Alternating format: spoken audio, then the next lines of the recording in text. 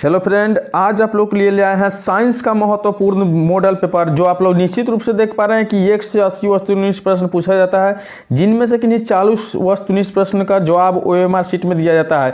तो मैं 100% गारंटी के साथ कह रहा हूं कि इस मॉडल सेट से आपका जो है 50% से अधिक प्रश्न पूछे जाएंगे। जिस प्रकार से आप लोगों ने देखा कि सेंटर बोर्ड परीक्षा में किस प्रकार से मेरा बनाया हुआ वीडियो हूबहू वही आता था, जो आप लोगों को 1 दिन 2 दिन पहले प्राप्त कर देते थे। तो निश्चित उसी विश्वास से आप लोगों को कह रहे हैं कि इस मॉडल सेट में से निश्चित रूप से है जो आपको 40 जवाब देना होता है 80 प्रश्नों में, तो निश्चित रूप से 20 से 25 प्रश्न है जो निश्चित 2023 बोर्ड परीक्षा में रहने वाला है।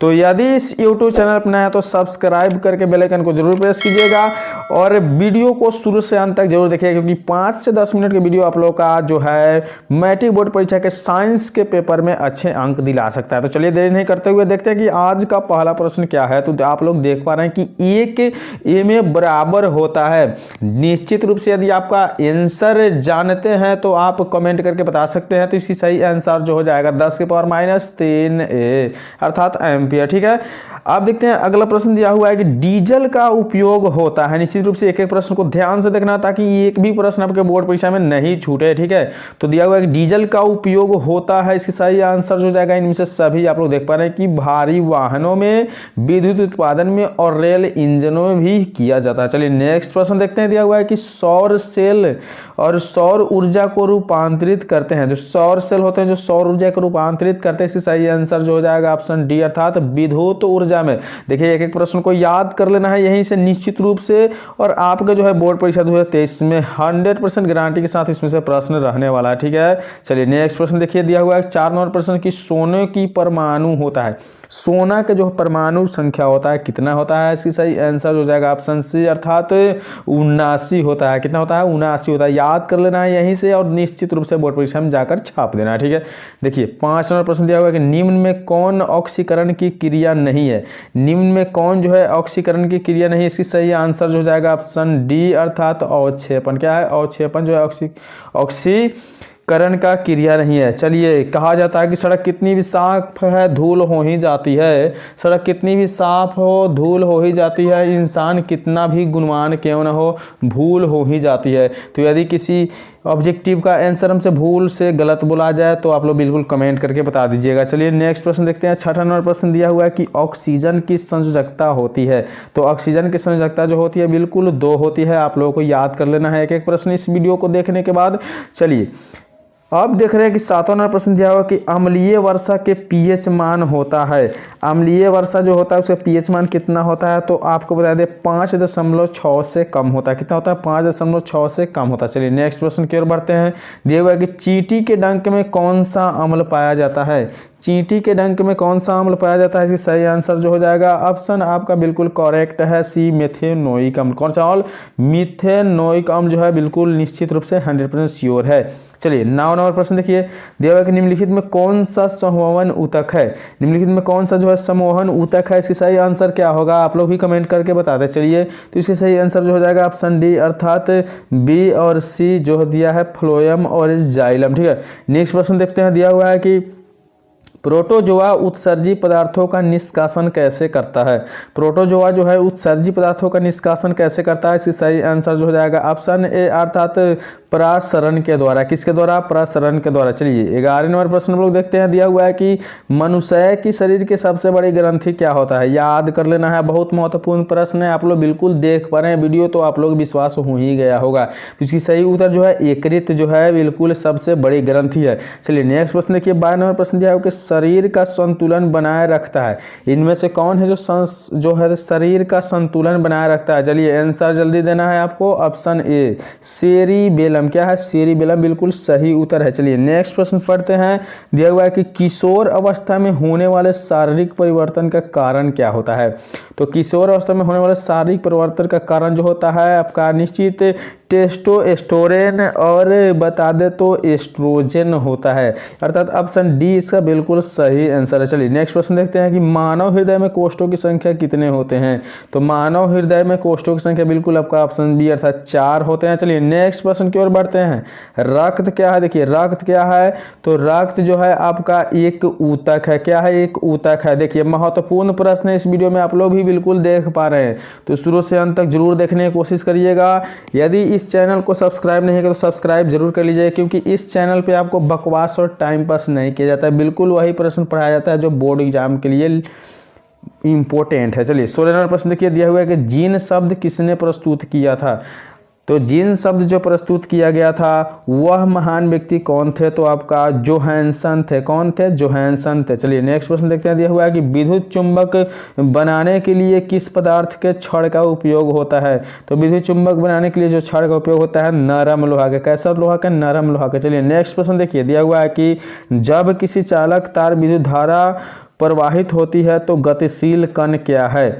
जब किसी चालक तार से विद्युत धारा प्रवाहित होती है तो गतिशील कण क्या होता है। इसकी सही आंसर हो जाएगा ऑप्शन डी अर्थात इलेक्ट्रॉन होता है। चलिए ओम का नियम है, ओम का नियम क्या है जल्दी से देख लीजिए आप लोग भी, तो V बराबर IR जो है ओम का नियम है। चलिए नेक्स्ट प्रश्न देखिए, 20 नंबर प्रश्न दिया हुआ है कि विभवांतर का एसआई मात्रा क्या होता है। तो यह सब किसी को पता होगा कि विभवांतर का एसआई मात्रा जो होता है बिल्कुल वोल्ट होता है। चलिए नेक्स्ट प्रश्न की ओर बढ़ते हैं। 21 नंबर प्रश्न आप लोग देख पा रहे हैं, दिया हुआ है कि आम मीटर का प्रतिरोध होता है। आम मीटर का प्रतिरोध जो होता है छोटा होता है। कैसे होता है, छोटा होता है। चलिए अगला प्रश्न देखिए कि विद्युत बल्ब का फिलामेंट निम्न में से किस धातु का बना होता है। तो यह तो हर किसी को पता होगा कि विद्युत फिलामेंट किससे बना होता है। सही आंसर देख लीजिए, टंगस्टन का बना होता है, टंगस्टन का। और इसमें कौन सी गैस भरी जाती है विद्युत बल्ब में, तो निष्क्रिय गैस, बिल्कुल याद रखना है। चलिए 23 नंबर प्रश्न दिया हुआ है कि रियोस्टेट का उद्देश्य क्या है। रियोस्टेट का उद्देश्य जो है इसका सही आंसर हो जाएगा ऑप्शन सी अर्थात धारा का परिमाण में वृद्धि। क्या होता है, धारा का परिमाण में वृद्धि। चलिए नेक्स्ट प्रश्न की ओर बढ़ते हैं। दिया हुआ है 24 नंबर प्रश्न की विद्युत आवेश का एसआई मात्रक होता है। तो विद्युत आवेश का जो एसआई मात्रक होता है बिल्कुल आपका कूलाम होता है। ऑप्शन डी सही है, छाप कर आ जाना है, निश्चित रूप से पूछे जाने वाला प्रश्न है, बहुत ही इंपॉर्टेंट प्रश्न है इस वीडियो में। चलिए 25 नंबर प्रश्न देखिए, श्वसन के अंतिम उत्पाद है। श्वसन के जो अंतिम उत्पाद है वह क्या होते हैं, तो CO2 और H2O होते हैं। क्या होता है, CO2 और H2O। चलिए नेक्स्ट प्रश्न की ओर बढ़ते हैं। दांत की सबसे ऊपरी परत क्या कहलाती है। तो दांत की सबसे ऊपरी परत जो होता है इनामेल कहलाता है। कौन सी, इनामेल। चलिए नेक्स्ट प्रश्न देखिए, दिया हुआ कि मानव आहार नाल का सबसे लंबा भाग है। मानव आहार नाल का सबसे लंबा भाग जो होता है छोटी आंत होता है। क्या होता है, छोटा आंत। याद कर लेना है, एक ही वीडियो में आपको कंप्लीट कर लेना है ऑब्जेक्टिव। चलिए नेक्स्ट प्रश्न देखिए, 28 नंबर प्रश्न, पराग कण निम्न में से किसके अंदर बनते हैं। पराग कण निम्न में से किसके अंदर बनते हैं। इसके सही आंसर है आपका पराग कोश में। कहाँ बनते हैं, पराग कोश में। चलिए 29 नंबर प्रश्न देखिए, दिया हुआ है कि चालनी नलिकाएं पाई जाती है। चालनी नलिकाएं जो है पाई जाती है, इसकी सही आंसर हो जाएगा ऑप्शन बी अर्थात जाइलम में पाई जाती है। कहाँ पाई जाती है, जाइलम में। चलिए नेक्स्ट प्रश्न की ओर बढ़ते हैं कि आरबीसी का जीवन अवधि कितने दिनों की होती है। आरबीसी का जीवन अवधि जो होती है 120 दिनों की होती है। कितने दिनों की, 120 दिनों की। चलिए नेक्स्ट प्रश्न बढ़ते हैं, दिया हुआ है 31 नंबर प्रश्न की मानव शरीर की सबसे लंबी कोशिका है।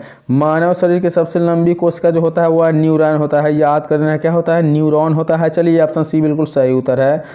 32वां प्रश्न देखते हैं कि अंडाणु निषेचित होता है। अंडाणु कहाँ निषेचित होता है, तो सही आंसर है फैलोपियन नलिका में। कहाँ होता है, फैलोपियन नलिका में, बिल्कुल याद रखना है आपको।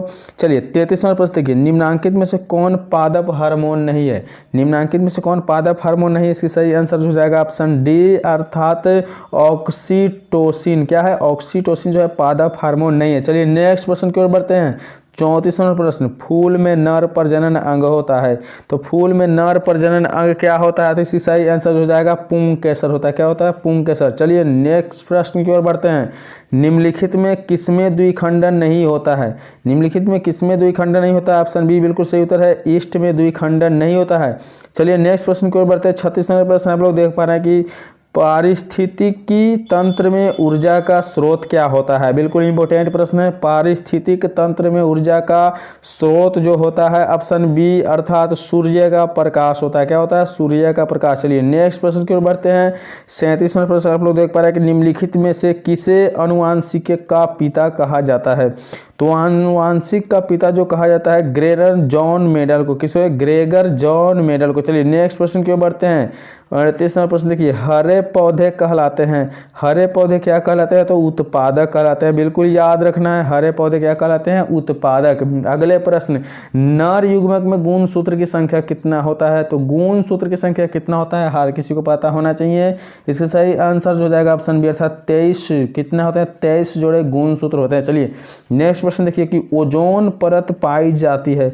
ओजोन परत कहाँ पाई जाती है? इसकी सही आंसर हो जाएगा ऑप्शन ए अर्थात स्ट्रेटोस्फीयर में पाई जाती है। नेक्स्ट प्रश्न की ओर बढ़ते हैं कि ऐसे तत्व जो इलेक्ट्रॉनों को त्याग कर धनात्मक आयन बनाते हैं वो क्या कहे जाते हैं? ऐसे तत्व जो इलेक्ट्रॉनों को त्याग करके धनात्मक आयन बनाते हैं वो क्या कहलाते हैं? इसका सही आंसर हो जाएगा ऑप्शन बी अर्थात धातु कहलाते हैं। क्या कहलाते हैं? धातु कहलाते हैं। जैसे कि आप लोग को पता होगा कि 1 से 40 वस्तुनिष्ठ प्रश्न ही बनाना होता है। एक्स्ट्रा यदि नहीं आया तो उससे आगे आप बना सकते हैं। चलिए नेक्स्ट प्रश्न की ओर बढ़ते हैं। दिया हुआ है कि लोहा पर जिंक लेपित करने की क्रिया को क्या कहते हैं? लोहा पर जिंक लेपित करने की क्रिया को क्या कहते हैं? इसका सही आंसर जो हो जाएगा ऑप्शन सी अर्थात गैल्वेनीकरण। क्या है? गैल्वेनीकरण। अगला प्रश्न देखिए, दिया हुआ है कि निम्न में कौन संयोजी यौगिक है? निम्न में कौन संयोजी यौगिक है? इसकी सही आंसर क्या हो जाएगा? तो ऑप्शन सी बिल्कुल सही उत्तर है अर्थात CaCl3। क्या? CH4 इसका सही उत्तर है आपका संयोजी यौगिक है। चलिए नेक्स्ट प्रश्न देखिए, आभूषण बनने वाला सोना होता है। आभूषण बनने वाला सोना जो होता है कितने कैरेट का होता है? ऑप्शन सी बिल्कुल सही उत्तर है अर्थात 22 कैरेट का होता है। कितने कैरेट? 22 कैरेट का होता है। चलिए नेक्स्ट प्रश्न को देखते हैं। निम्न में कौन सा उत्कृष्ट तत्व है? निम्न में कौन सा उत्कृष्ट तत्व है? इसके सही आंसर हो जाएगा ऑप्शन सी अर्थात आर्गन है। क्या? आर्गन है। अगला प्रश्न देखते हैं कि ताम्र एवं टीन के मिश्र धातु को क्या कहते हैं? ताम्र एवं टीन को मिश्र धातु को क्या कहते हैं? इसके सही आंसर जो हो जाएगा ऑप्शन आपका ये बिल्कुल करेक्ट है, कांसा। चलिए नेक्स्ट क्वेश्चन देखते हैं कि प्लास्टर ऑफ पेरिस का रासायनिक सूत्र क्या होता है? प्लास्टर ऑफ पेरिस का रासायनिक सूत्र इनमें से क्या होता है? ऑप्शन बी बिल्कुल सही है, CaSO4 एवं हाफ H2O होता है, 1/2 H2O। चलिए नेक्स्ट क्वेश्चन की ओर बढ़ते हैं।